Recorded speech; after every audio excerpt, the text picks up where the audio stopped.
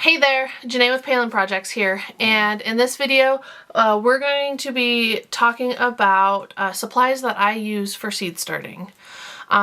That time of year is quickly approaching. I know we're all itching to start some seeds. I started seeds last week, which I will give an update on. I just kind of wanted to throw out what I've used in the years past, what I used last year, and what I'll be using this year. So my setup is going to change a little bit. I'm gonna update some stuff, but at the same time I'm keeping a lot of it the same because why change something that works and works well. So to start off, basic necessity is a seed starting tray. I think these are fairly cheap. I haven't bought any in quite some time, to be honest, because I just reuse. I wash and reuse them. So a couple of my seed starting trays are a couple years old. This is what I'm talking about when I say a seed starting tray, which, by the way, update on my seedlings, they're doing just fine. The cabbages are a little leggy, and that's because I'll show you my current setup. There's too much space in between the seedlings and the grow lights, and so they're a little leggy, but I got them up and the rest of the seedlings are doing good. So the lettuce is coming up good, the chamomile's good, my basil is looking great. Flowers are looking pretty good. I think everything has at least one germination, or has one spot in germination, except for my parsley and my rosemary. Which, if I remember correctly, I had issues with my rosemary last year. Parsley is a little old because we gathered that seed ourselves. So I think that's like 3 or 4 years old. So might have to restart that, but otherwise everything's looking really good. I'm gonna have a ton of basil, a ton of lettuce, Swiss chard is looking good. Yeah, exciting. But when I say a seed starting tray, I mean a tray like this top part that has cells in it. So this is a 72 count plug tray. They come in very different forms. I think the most common is a 72 plug tray. When I say plug, it's just that cell that you're planting in. I've seen, you know, goodness, 200 count trays. I've seen just little 6-packs. I've seen people start seeds directly in just solo cups. We'll talk about this in a second, but or in like toilet paper rolls. They cut them in half and just stick them in the empty trays, which I have down here. Right here, stick them in the empty trays and fill them and use those, because those are, you know, biodegradable and work just fine. Honestly, anything can be used. I started some chicken fodder the other day, and I used an old like fruit container that and I don't remember if it was grapes or I think it's a grape container, to be honest. And I just lined the bottom with some paper towels and then threw the seeds on top, and there's my chicken fodder. So you can, you know, start seeds in that. You can start them in egg cartons. You don't necessarily need to buy the seed starting trays. They just kind of help. So that's the first and foremost is figure out what you're going to be starting your seeds in. You need a capsule to start your seeds in. Along with that, I would recommend it being or having an element that is watertight. So this seed starting tray, I can actually pull up the cells here, and it's a solid tray underneath. So when I water my seedlings, it goes down and can disperse. I can also, once they get, the seedlings get a little bit more mature and their roots are a little bit thicker, I can actually bottom water as well. So I can lift these trays up and water straight into this container. And then I don't have a massive mess. I start my seeds indoors, so I don't have a massive mess of water everywhere as well. So watertight container, an element to start your seeds in.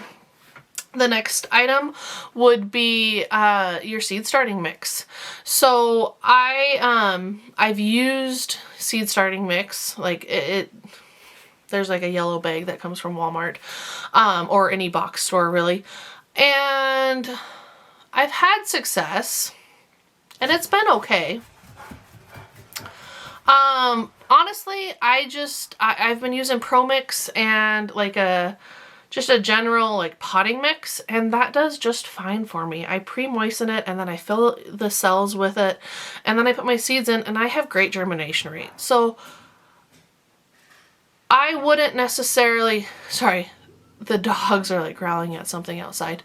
I wouldn't necessarily buy like, and I might catch flack for this, but I wouldn't necessarily buy like specialized seed starting mix, if that makes sense. Especially if you're on a budget and you're doing this to save money, like just go straight into the potting mix. Be a little bit mindful of the moisture retention of that, because that's where like the seed starting mix doesn't necessarily hold on to as much water.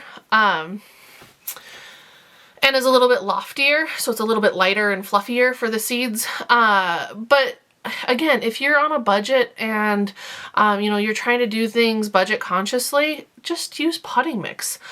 Pro Mix, Miracle Grow. There's a variety of potting mixes out there that you can use. Just don't go out into like your yard and dig up some dirt. That wouldn't be good. That gets compacted and then you're not going to do well. So just buy, if you're looking to cut down on costs, just buy a potting mix, honestly, and just be a little bit mindful of how much you're watering your seeds so that they don't get too wet. And then that'll cause them to not germinate. So, the other thing for a first-time seed starter, there are domes, humidity domes. That's what this is. It goes on top of the seeds, or your seed starter. As soon as you see germination, so as soon as you see green, these typically need to come off. And I say typically. For your average seeds, they just need to come off. If you don't, again, it's called dampening off.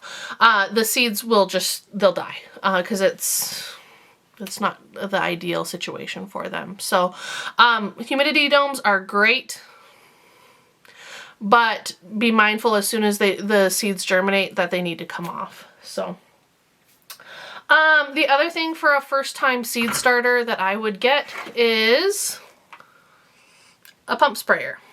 So I have specifically labeled this one for water only, because this is actually like it's a pump sprayer that I can put like,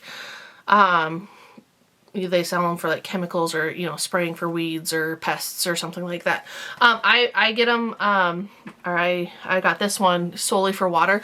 I feel like it's good for, you know, spraying the cells down and keeping them moist without overdoing it. And then, if I do like take a pitcher of water, or if I, you know, you can't ground water at this, or bottom water at this stage, because the root systems aren't developed enough, so you need to overhead water. I found that that's the best way to water these, or water my seeds without dislodging the seeds, and everything stays put pretty well. So pump sprayer is a must in my opinion, and make sure that you label it for water so that someone doesn't mistakenly go about and put something that is harmful to your seedlings in it. So my next item that I've been using pretty regularly, I think I've used it for the last 3 to 4 years, probably 4 years. Yeah, 4 years. I'm pretty sure it's been 4 years. Actually, I'm positive it's been 4 years. Are shop lights. You're gonna be like, Janae, why don't you use grow lights? Again, this is one of the things that I'm changing my setup for this year. We got a killer deal on some lights. So I'm going to be giving these back to my husband. These are his shop lights. And the reason why I like these are, one, they are absolutely massive. But two, I had to have two of them on each row.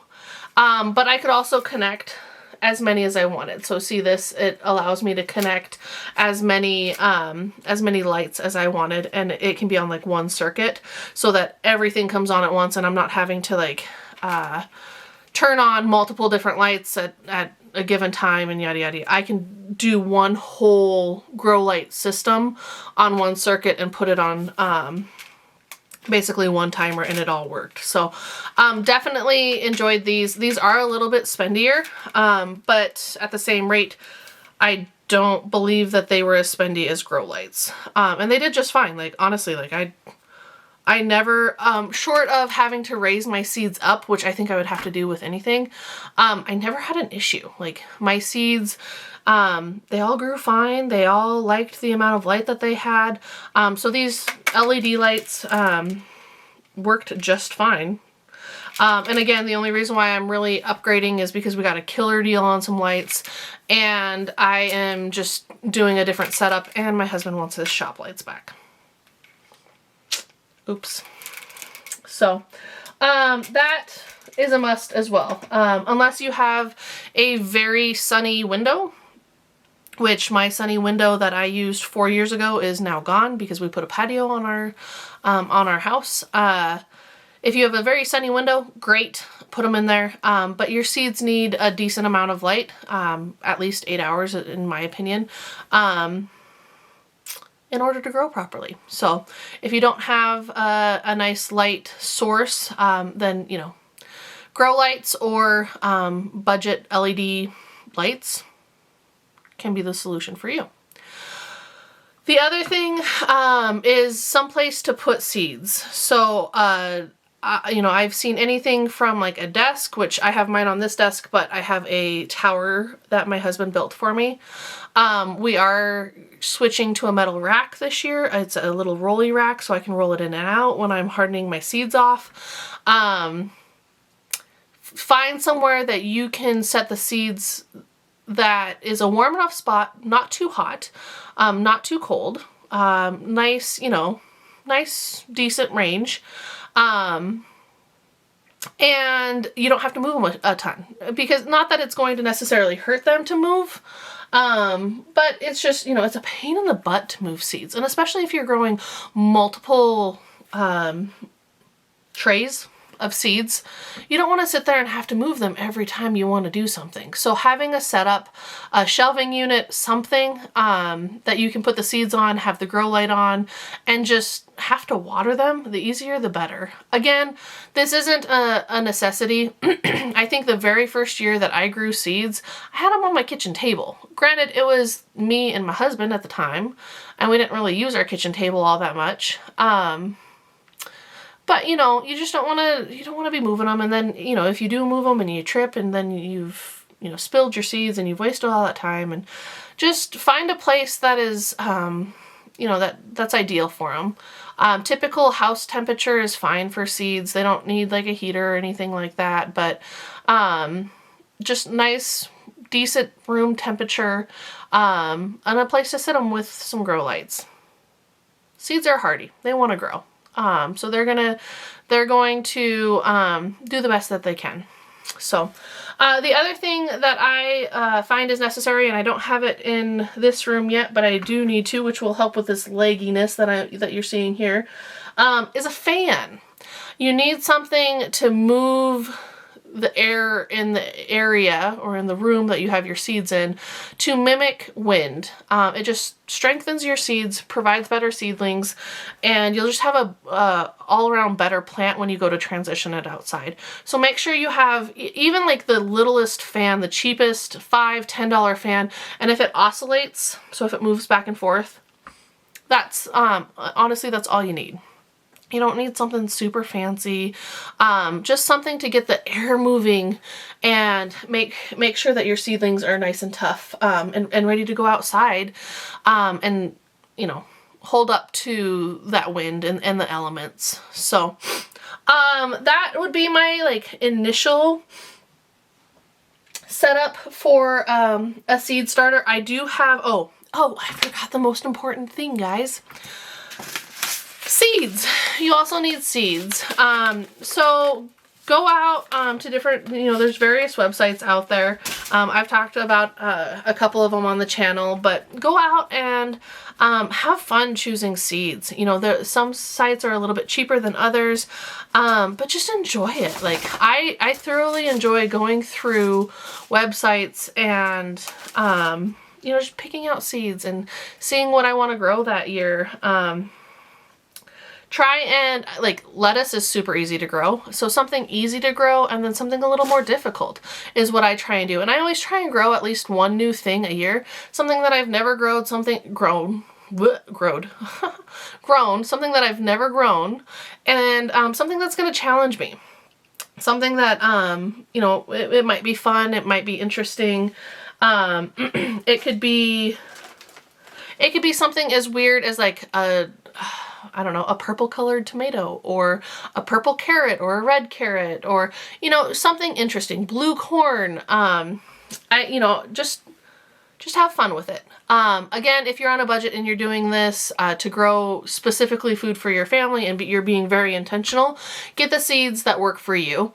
But obviously, in order to start seeds, you need seeds. So I do have other items on my list that I would add to it. I'll put a picture up of the system that my husband built me. I'm going to be doing a separate video of my setup this year, so I don't want to give too much of that away. But I do have other elements here that I would buy. It just makes your life easier. And it's not necessarily a necessity, but they're nice to haves. So the first thing is down here. And I used a heat mat last year for the first time. I'll use them again too. I really liked the heat mat. It just warms up the soil and increases the germination time frame.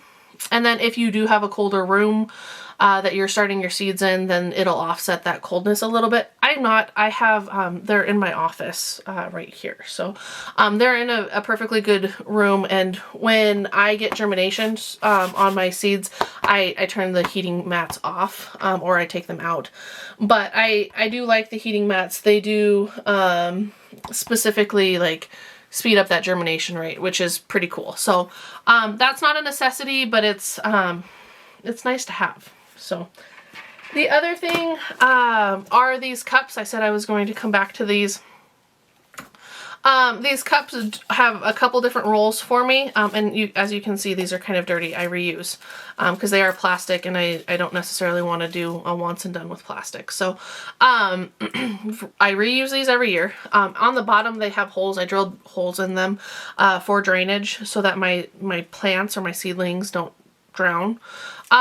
Couple different uses. I said my grow lights, or my lights that I'm using right now, aren't necessarily like warm enough, or I have to raise my seedlings up because they do get a little leggy. So I flip these upside down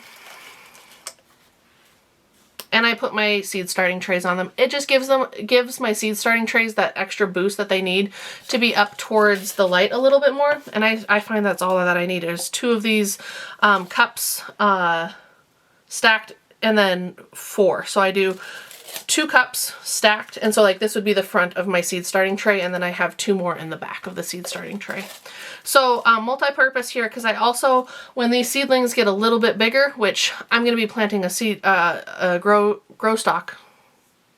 green stalk, oh my goodness, a green stalk with these guys, so I won't up pot. But when I do need to up pot, then I fill these and I put my seedlings in these as well.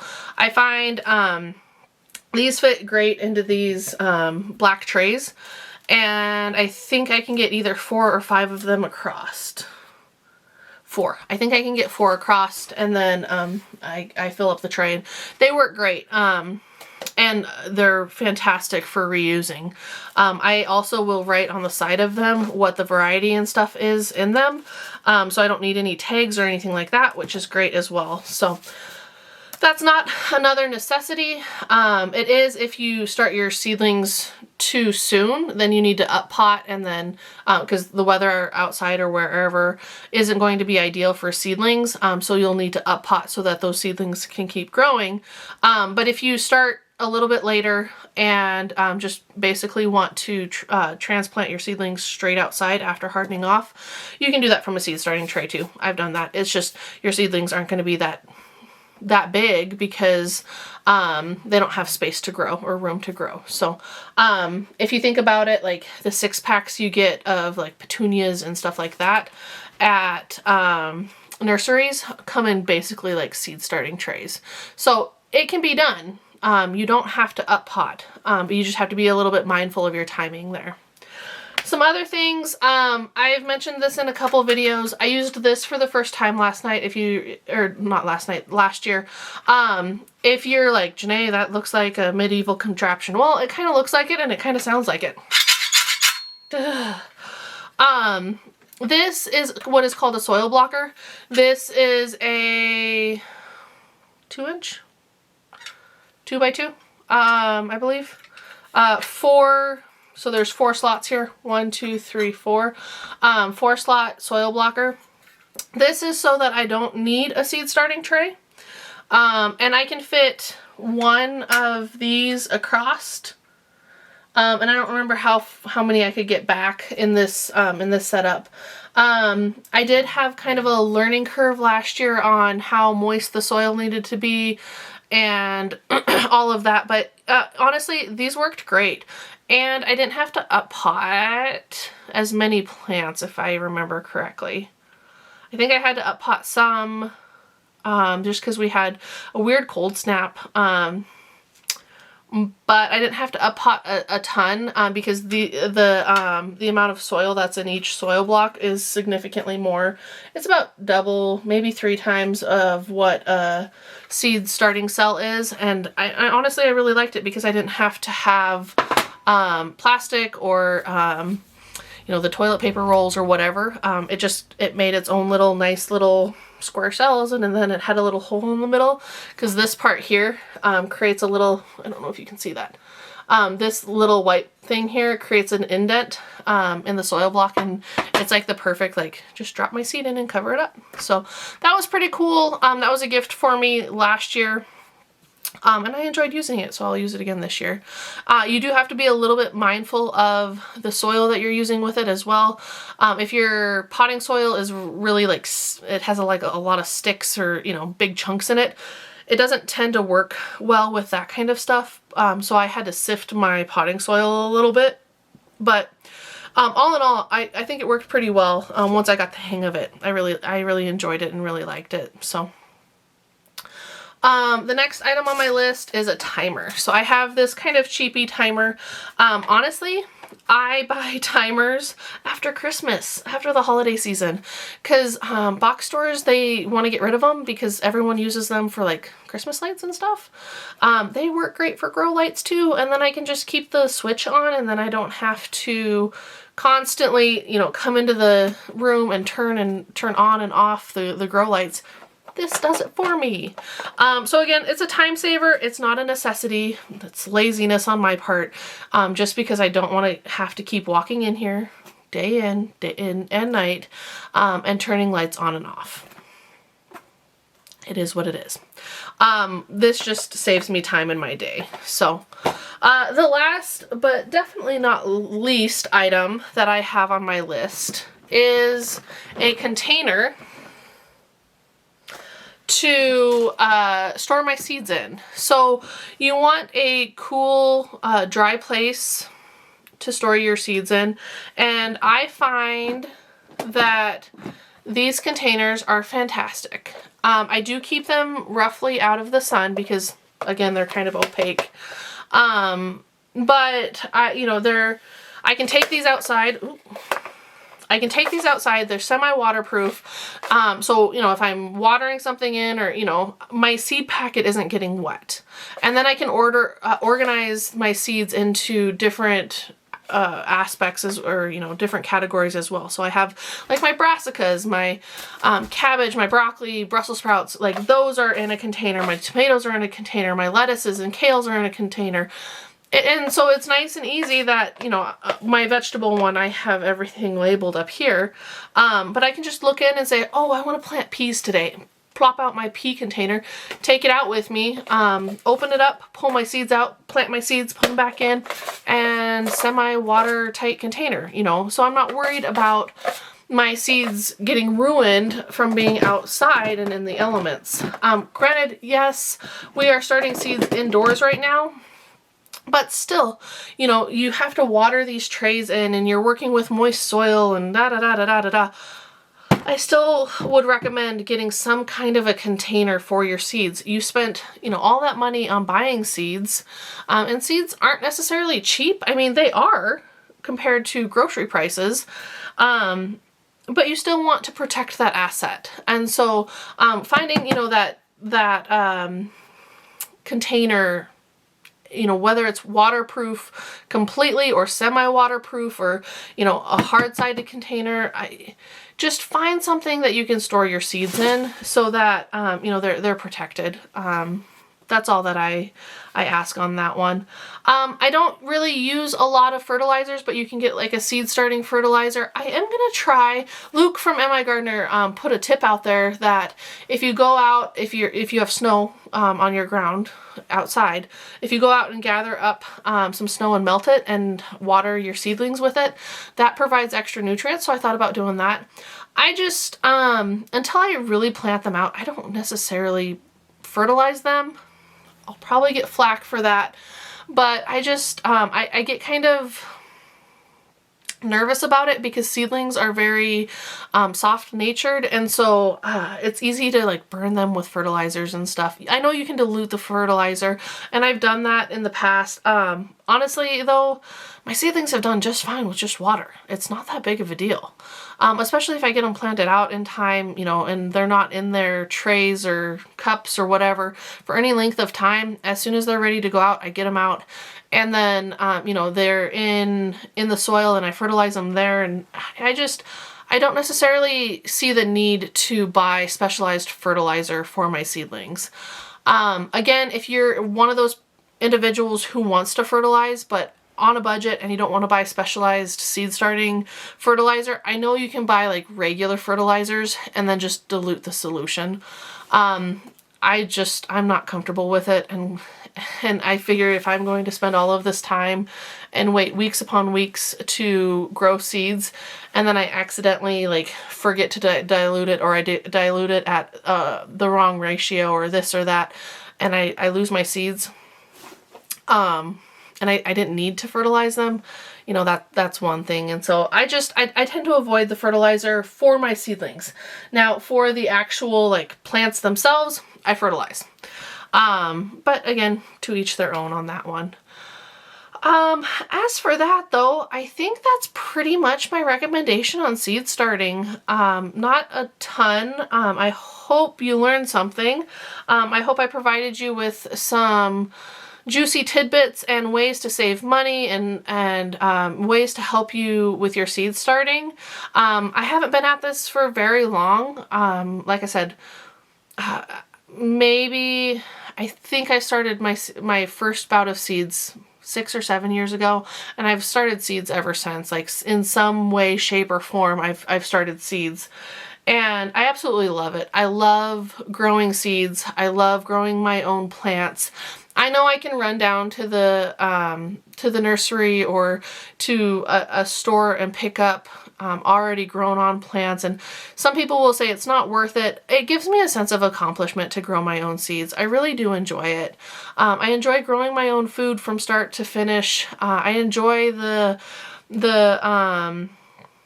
ability to say, I grew that. And I would still have that ability if I bought a pre-grown plant, because obviously I would have had to grow it to maturity. But there's just something deep down about, starting a seed, watching it grow, and then being able to, either cut fruit from it or eat it. that's just like a sense of pride of accomplishment. And honestly, it's going to be a little bit cheaper to start your own seeds because there's more work in it. You know, you're not paying someone else to do that labor for you. Is it easier? Probably not. There is that sense of accomplishment there. So that's why I recommend seed starting. I hope I gave you some good tips if you're trying to save money. If you're looking for some extra add-ons to your seed starting, I hope I intrigued you with some of my tips. This is definitely not everything that you could be doing. There's much more intricate setups than what I have, but honestly, I just go with the flow, and if I see something that needs to be updated, or that I could be doing better, I try it. If it works, great. If it doesn't, then I'm on to the next thing. If you have any recommendations, please put them in the comments below. I love to learn new things and new ways. If there's something that you do that you think is super beneficial, yeah, throw it down there. I would love to try it out and see if it works for me. So yeah, I hope you enjoyed watching though, and we'll see you in the next project. Thank you. Bye.